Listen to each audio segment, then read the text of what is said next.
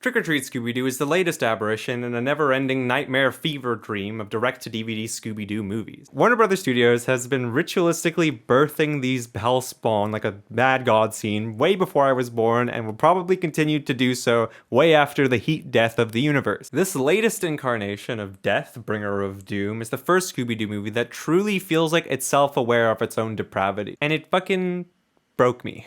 It fucking broke me. The movie follows the group of teens as they investigate a recent appearance of a bunch of ghosts on Halloween. And that's it. That's all that happens in the movie. Thank you. Everything is normal. Everything is normal.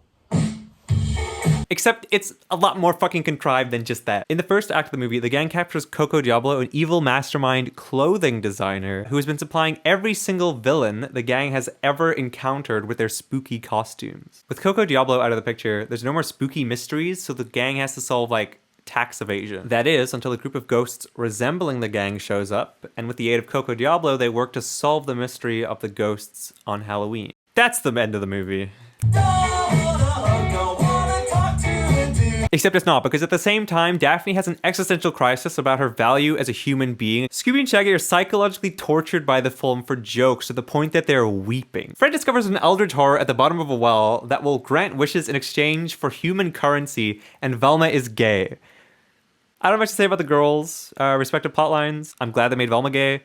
Now make the rest of them gay, you fucking cowards. I know you won't. I know you won't. I know you won't. But the guys, on the other hand, oh boy. Part 1. Scooby and Shaggy's thing. Throughout the film, Scooby and Shaggy really want to go trick-or-treating. It's all they want. It's so deeply ingrained in their subconscious. They're having shared dreams about going trick-or-treating and voring all the candy until they implode. It's all they can think about. It's all they want to have. It's their deepest desire in this point of time. And can you really fault them? Can you really be mad at them? These fellows are real horny for candy. Okay, I'm gonna cut that out. This expectation of going trick-or-treating they have is jeopardized by the appearance of the ghosts, obligating Scooby and Shaggy to help solve the mystery before they can go trick-or-treating. But hey, wouldn't it be funny if instead of them getting what they wanted, they were psychologically tortured? Wouldn't it be funny if all they could do was watch in horror as their hopes and dreams were slowly and painfully crushed under the oppressive weight of cosmic circumstance? You know, like, for a laugh? Part 2, too much of a good thing. This movie has this motif of characters constantly questioning or saying, can you have too much of a good thing? Is there such thing as too much of a good thing? Insofar as that applies to Scooby and Shaggy, the film is constantly trying to teach them a lesson about excess. The movie is relentless in punishing them for their gluttony in a way that's supposed to be funny, but is often a lot more cruel than it is funny. As a result of this, there are frequent jokes that involve situations being unnecessarily drawn out to the dismay of Scooby and Shaggy as they get more and more frustrated as their window of opportunity to go trick-or-treating gets smaller and smaller. Something I want to express is that Scooby and Shaggy have two character-defining core comedic qualities. They're hungry and they're cowards. So when the script punishes them for prioritizing their foundational prerogatives that, mind you, only exist to entertain us, it fucking hurts me. They're only written to value food so much so that we as an audience get to tee-hee at the big sandwich. But in this movie, it's treated like a psychological hang-up the universe is aggressively ordering them to let go of, while simultaneously tempting them to give in to their desires, like holding a fucking carrot on a stick laughing at them, like a pig from Minecraft but less cool and less consensual. I don't know. Does that pig want to be there? This thing that Scooby and Shaggy do for our amusement is being punished for the exact same ends. Tee-hee at the sad people. Look at their misfortune. Isn't that so sad? It isn't. I don't find it that sad. I find it quite frustrating. And this movie takes it way beyond the fucking pale. In one of the gags, where time is unnecessarily wasted to the ever-growing dismay of Scooby and Shaggy, Fred insists on fixing the mystery machine before proceeding to the next story beat, during which a car repair montage scene takes place to an LCD system type beat.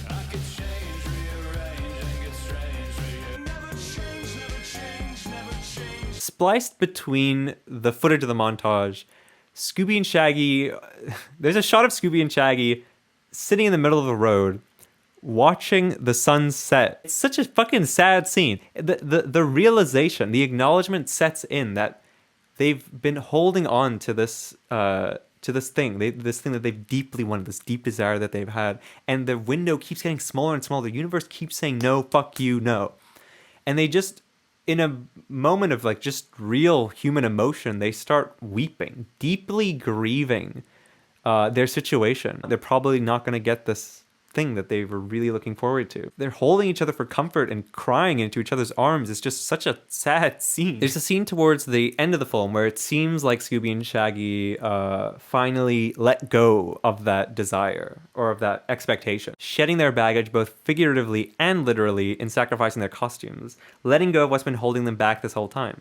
The source of their suffering, the holding on. But just when you think you're out, they pull you right back in. The ghosts are stopped thanks to Scooby and Shaggy's sacrifice, with the villains controlling the ghosts, who is also the jail warden, accidentally frees all Coolville's inmates. The only way the gang can recapture all the inmates is by using some of the old spooky costumes that have special powers. To which Shaggy then says, Scoob, maybe we didn't miss out on Halloween after all. No! No! Have you learned nothing? Has your pain taught you nothing? Do you see why this movie's making me crazy? Do you see? There's a moment of emotional catharsis where they finally accept and let go. It's like, oh, we did it. We're here. We made it. We made it to the point the movie's taking us to. The movie is pushing these characters. It is just fucking hammering these characters into a position. They finally get there. And then the movie tempts them again, right back out. So at first, what I thought Shaggy meant by this was they can use the costumes to now go trick-or-treating after they've recaptured the inmates. But no, listen to this Death Note Yagami Light 4D chess move Shaggy tries to pull off. Somehow, Shaggy knew that the escaped inmates would all spend their newfound freedom stealing candy from the local trick-or-treaters, which he lets them do. So after they're done recapturing all the escaped inmates, he demands they give all their stolen candy to him, to which they are all promptly electrocuted into complying. But before Shaggy or Scooby gets the opportunity to eat anything, Coco Diablo comes out of nowhere, tells them they have to give the candy back. It's the morally correct thing to do. So they reluctantly give all the candy back. Back to square one, baby. Surely now they've learned their lesson to let go of expectation, because the universe owes you nothing. You cannot control the outcome of anything. Surely now that message has sunk in. But then this fucking goth guy appears out of nowhere and just gives them a shit ton of candy because fuck you. My fucking camera died, so take two. They eat it and feel like shit. I feel fucking gaslit somehow by a Scooby-Doo movie. Like if tonight has taught us anything, it's that you really can't have too much of a good thing. Right, Scooby-Doo? Shut your fucking mouth! Reviewing the footage, I realize I come off as like really critical of this film or that I don't like it. I want to clarify that I really like this movie. I think it's super unhinged and really funny. It's definitely one of the better Scooby-Doo movies. I also wanted to see if anyone else felt this way. Like, am I the weirdo? Am I a strange weirdo? Am I a weird little man? Part 3, Fred's Wish. Let's take a step back. 1 year after the gang first locked away Coco Diablo, the tax evasion era of Mystery Inc. No More Spooky Mysteries has really taken an emotional toll on Fred. In an act of emotional desperation, he tosses a coin in a well, wishing for one more spooky mystery to solve like old times. Then, lo and behold, a fucking ghost. From this point on in the film, Fred is submerged in this pool of ecstasy. He is the most fulfilled and content a person can be. He honestly comes off like he's on enough drugs to kill the small horse. Before Fred unmasks the final villain behind the appearance of the ghosts, he hesitates. After the inmates are accidentally released, Fred literally cannot stop from smiling, and he has to force a frown in a really awkward, uncomfortable looking manner. Once all the escaped inmates are recaptured, wrapping up the mystery, Fred starts making it rain in the well, this time wishing for as many cases as the well can offer, while laughing hysterically. The entire gang joins in, the laughing continues for an uncomfortably long time, the mood of the scene sours as the laughing turns into crying, and we get an ominous zoom to the bottom of the well, revealing the eyeball of some hellish entity living down there. And that's how the movie ends. Roll credits! Roll credits! I love this ending, it's so surreal, it's really funny, but most of all, I love how it invites Part 4, Analysis. So this ending is a joke, right? I mean, I thought it was funny. It's like a weird, abrupt way to end the movie. It's kind of hilarious. But there's something about it that makes me want to analyze it further. I'm going to attribute this to the director Audie Harrison citing Kubrick and David Lynch as inspiration. I'm a huge fan of Coen Brothers and David Lynch and Kubrick. So I might be getting dangerously close to some game theory levels of analysis here, but if you've made it this far, you might as well follow me down into the dingy basement of poorly researched internet theories. And maybe we'll both learn a thing about friendship along the way. Pal. What the fuck? So firstly, as a bit of context, I've been watching Scooby-Doo and Scooby-Doo related media since I was a kid. Specifically the direct-to-video Scooby-Doo movies. I've seen most of them, and besides a few exceptions, they range from mostly unremarkable to unbearable. But there's something about Scooby-Doo in general that I keep coming back to. Something that has me returning despite the mediocrity and recycled content. I could make a whole another video about my grievances with Scooby-Doo and their writing and how they do characters and the tropes. We'll save that for another time. But I think in this movie, Fred represents this part of the Scooby-Doo fan that's looking for that same tried and tested Scooby-Doo formula. The chills, thrills, and spills. Splitting up for clues. Being chased into one room only to come out another room chasing that which you were originally running from. The mystique, the prestige, the Scoob. And the best part of it all, zero consequences. Because Scooby-Doo is predominantly children's property, it has to remain relatively lighthearted. So even though there's these scary monsters and harrowing situations, no one's in any real danger unless Scooby-Doo wants an R rating. Here's a scene of Fred kind of exemplifying this. I don't know how much more I can do. Just kidding. I was built for this stuff.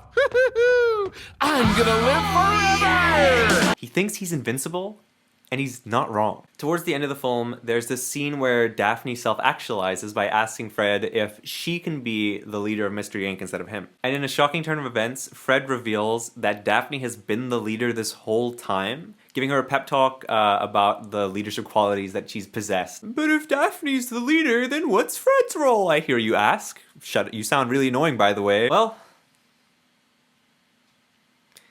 he drives the van. I have a much more important and prestigious duty of driving the van. Now, you can argue as to whether or not Fred's contributions to the gang exceeds that of a chauffeur, but that doesn't change how Fred views his place in Mystery Inc. Fred perceives himself as just the driver. He's responsible for getting them to where they need to go, but not deciding where they need to go. He simply delivers everyone to a predetermined location. It's a key role, but as far as Fred's concerned, he doesn't actually control the outcome of anything. Now, what other group of people do we know of that are also just along for the ride? Not actively participating in the mystery, but enjoying the process. A driving factor that allows the stories to even happen in the first place. The audience.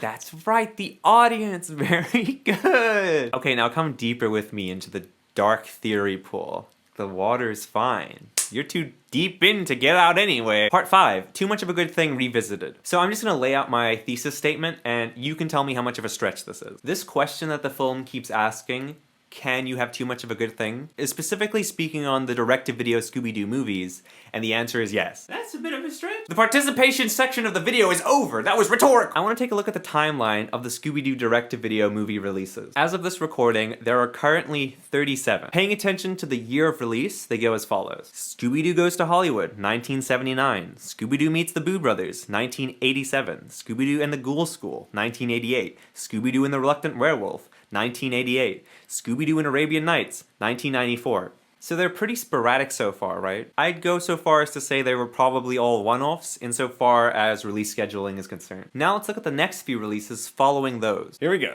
Scooby-Doo on Zombie Island, 1998. Scooby-Doo and the Witch's Ghost, 1999. Scooby-Doo and the Alien Invaders, 2000. Scooby-Doo and the Cyber Chase, 2001. Scooby-Doo and the Legend of the Vampire, 2003. Scooby-Doo and the Monster of Mexico, 2003. Scooby-Doo and the Loch Ness Monster, 2004. Aloha Scooby-Doo, 2005. Scooby-Doo and Where's My Money, 2005. Scooby-Doo Pirates Ahoy, 2006. Child Scooby-Doo, 2007. Scooby-Doo and the Dollar King, 2008. Scooby-Doo and the Samurai Sword, 2009. Scooby-Doo Gravity, 2010. They go on like this to date with at least one new movie a year. Pretty consistent release schedule, wouldn't you say?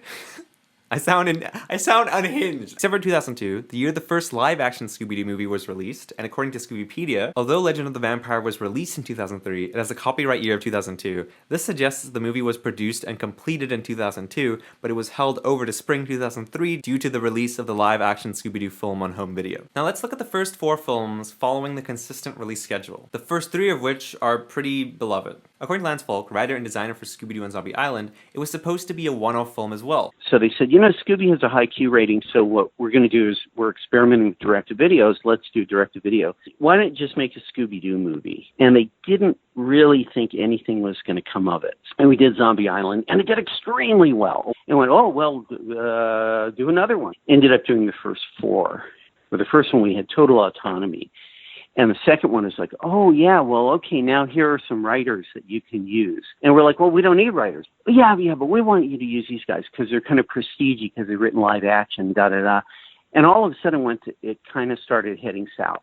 So we had to do an emergency fix up and rewrite of it. Kind of made it work, and that was Witches Ghosts. So then they kind of left us alone, and we did the third one, and that was the one I wrote with Davis. That went really well. And then once again, on movie 4, a writer was forced on us. That script was very problematic, which is the most polite way I can say that. And we sort of like, okay, we'll do this one, but from now on, we get to write these things. We were given another script by that writer, and it was even worse. And it was just like, wow. The dialogue wasn't right, the plotting wasn't right, the pacing wasn't right, the resolution wasn't right, there was no mystery. And we sort of said, do we really need to use this? And that was kind of when our crew was sort of like, we're going to go with another crew who's not fighting us on this writer thing. And so we were replaced. So the original Zombie Island crew were let go after creative differences with the executives. It's also worth noting that Scooby-Doo and the Cyber Chase is considered the start of Scooby-Doo's descent into mediocrity. It's not a very good film, and most of the films that follow it aren't very good either. Is that fair to say? I like Legend of the Phantasaur. I like this one. I like Trick or Treat Scooby-Doo. I like the Moon one. Hey, just out of interest, do you know what year Trick or Treat Scooby-Doo canonically takes place in? I bet you don't. I didn't until I watched this Easter egg video. It's interesting to know that Shaggy is sat right in front of a 2001 calendar. Interesting. Are you feeling it now, Mr. Krabs? Are you feeling the Millennium puzzle pieces falling into place, Yugi? Oh man, remember how cool Zombie Island was? Oh man, remember the Hex Girls? Oh man, remember the fucking aliens? Man, I sure would kill for another one of those. Flips a coin into metaphorical well. Whoa, what are you?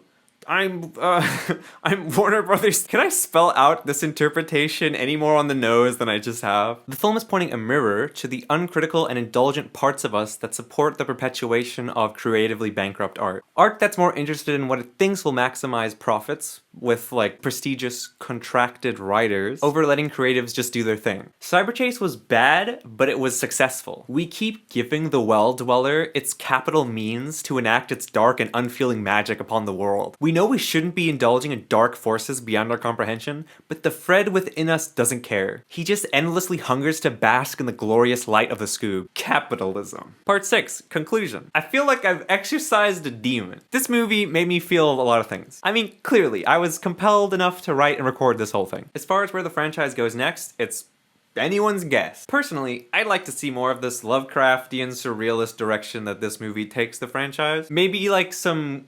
Garfield treatment, some Lasagna Cat, maybe an ARG, I don't know. I feel like I should end this on a more conclusive statement, kind of summarizing the points that I want you to take away from this whole video. Do I have to? Why do we do that even? I'll be honest with you, I don't want to do that. I just don't want to do that. I'm done. I'm over it. You can rewatch the video. If you don't get it by now, you probably just haven't stared in the well long enough to feel the well staring back at you.